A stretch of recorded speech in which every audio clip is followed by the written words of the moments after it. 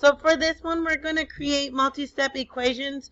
And each equation is going to either be one solution, no solution, or infinite.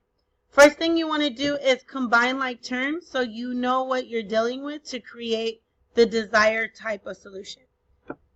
10x minus 4 is going to give me 6x minus 1. So this is going to be my setup equation I'm dealing with.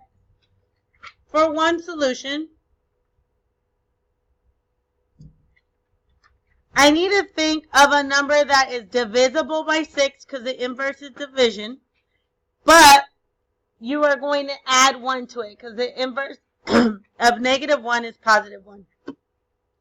So in this case, I'm going to just say 6 times 6 is 36 plus 1 is 37. So if I did 6x minus 1 equals 37, that will give me one solution and I can check it. Oh, sorry.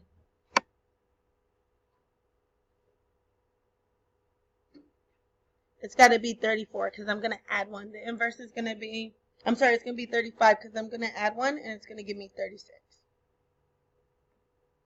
So one more time, I'm going to check what can go into 36. But when I do the inverse, it's going to add 1. So I got to subtract 1. I got to do the inverse on it.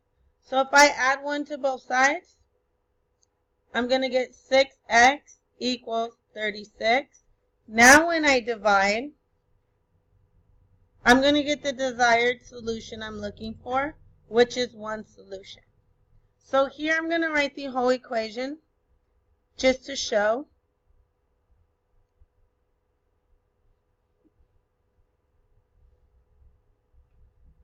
The solution. No solution is a little bit easier. That's just because I am going to copy the same type of variable. If it, in this case, it's 6. For here, when we know it is set up, it's going to be 6x minus 1 when the terms are combined. I'm just going to mimic the 6x. Because when I inverse it, what it's going to create is a 0 pair. But I'm going to make sure my number is not the same. I can even say plus 80. Doesn't really matter.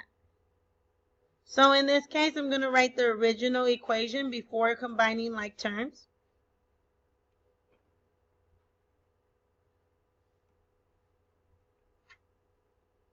And you can even create another side. You can even say 3x plus 3x plus 80, because that's still going to equal 6x plus 80. You can challenge yourself. As long as you're still going to get a no solution, it's fine.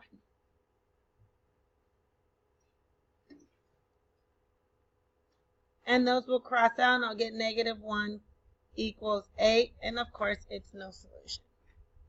For infinite, I'll do it over here.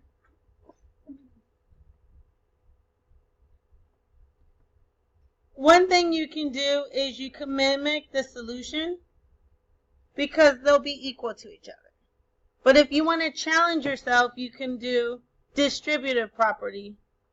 I know 2 times 3 is going to give me 6x. 2 times 1 is going to give me positive 2, but I want a negative 1. Okay? So I can do minus 3. Because negative 3 minus 2 is going to give me negative 1. So I'll get 6x minus 1 equals 6x plus 2 minus 3, which then again I'm going to get infinite solution where each side is created. So make sure you transfer that. And those are various ways you can get different types of solutions.